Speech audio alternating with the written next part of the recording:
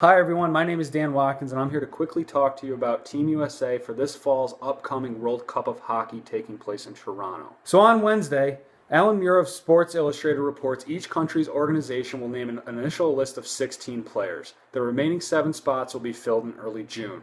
Of those 16 names, the USA roster currently includes 6 guys coming back from the 2010 and 2014 Olympic teams: Patrick Kane, Joe Pavelski, Ryan Kesler, Zach Parise, Ryan Suter, and Jonathan Quick, along with 6 guys who played with the 2014 Olympic team: TJ Oshie, Max Pacioretty, Blake Wheeler, Derek Stepan, Ryan McDonough, John Carlson. And then there's 4 newcomers: Justin Abdelkader, Dustin Byfuglien, Ben Bishop, and Corey Snyder.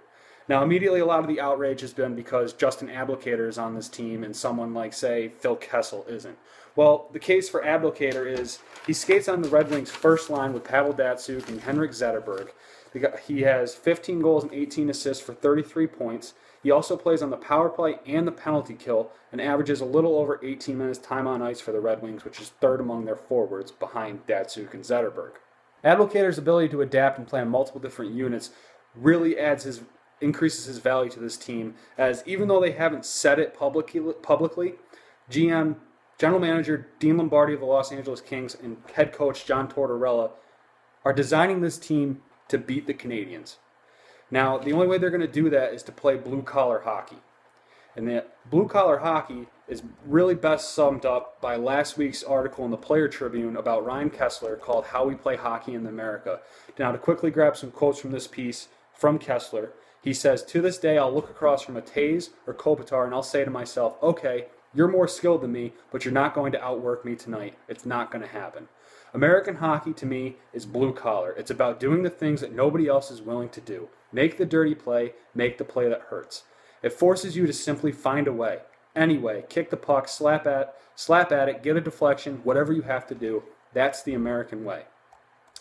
Someone like Phil Kessel only really does one thing, and that's playing the offensive zone. His team, Pittsburgh Penguins, doesn't trust him in the defensive zone to play on the penalty kill, and he gets rather limited power play time. Now, some of you probably say, well, Patrick Kane only really plays offense and doesn't get back. Well, Patrick Kane's arguably the best player in the world right now. He has a plus 19 rating to go along with leading the league in points with 88. The next closest guy is at 71 points. And Patrick Kane also has 3 Stanley Cups to his name right now. The strength of the USA roster right now, I would say, is definitely in net. Jonathan Quick has won 2 Stanley Cups and is going to get the first shot at being the opening night goalie come September in Toronto. But you can't really go wrong playing with Corey Snyder or Ben Bishop either, as both of them have championship experience, whether either at the collegiate level or Ben Bishop last year led the Tampa Bay Lightning to being on the verge of winning a Stanley Cup. Another strength of this team is their leadership. Just about all of these guys have either worn the C for their respective NHL teams or have at least had an A on their sweater. The weakness of this team is definitely depth at the center position. Only 3 of the players named so far are natural centers, being Joe Pavelski, Ryan Kesler, and Derek Stepan, and none of them really play on the first line for their NHL clubs. Kesler, I think, is going to be on the first line come opening night, and he's going to probably be in between Zach Parise and Patrick Kane. Like I said with Kesler in his article, he's going to do whatever it takes to win, and that's what Team USA is really looking for. Now, it's too bad that there's no trading allowed in this tournament because, well, they could really use some help from the Canadians. The Canadian team is absolutely stacked at center, having pretty much all of the best skaters, all the best centers in the NHL on their roster. But they're rather thin at the wing position, which the USA has a very good core of wingers on their team. Another thing that really hurts this United States team is that the U23 team, with North American under-23 team in this tournament, takes all the best Canadian and American skaters under the age of 23, which includes super rookies Dylan Larkin of the Detroit Red Wings and Jack Eichel of the Buffalo Sabres, and also possibly, even though he hasn't been named yet, super prospect Austin Matthews, who's also American. All are going to be on that team, and any of the 3 of them would really help out this United States squad.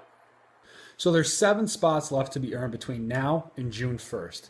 4 of those spots are going to go to forwards, and 3 are going to go to defensemen.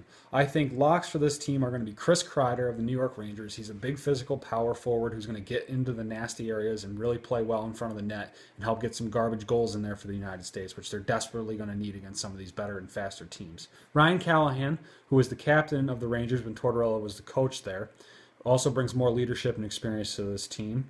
And also Dustin Brown, he's won 2 Stanley Cups. He's the captain of the Los Angeles Kings. He's been on the 2010 and 2014 Olympic teams, and he's just as hungry as ever to finally win an Olympic or a gold medal on an international stage. That leaves one spot, which I think is going to come down to either between David Backes or Tyler Johnson, who are both centers, and I give those two the edge over Phil Kessel, who I do not think is going to be on this team, barring an injury to another winger. On defense, I think you got 2 locks in Justin Falk and Keith Yandel. And then I think that last spot's really going to come down to either Cam Fowler of the Ducks, Kevin Shattenkirk, or Torrey Krug. And I think Shattenkirk's going to get that nod just because he played more than Fowler did on the 2014 team. And he's just a better overall all-around defenseman. The only way the United States is going to place high in this tournament is if they do what they've done as if these players do what they've done their entire lives, and that's grind it out, be physical, and play American hockey. And if they do that, I think they'll have a great chance of making that final game where they're going to have to face most likely the Canadian team who's beaten them on the international stage the last 2 times they played in the semifinals in 2014 in Sochi, and also in that great gold medal game in the 2010 Vancouver Winter Olympics, which all Americans are still eager to get revenge for that game.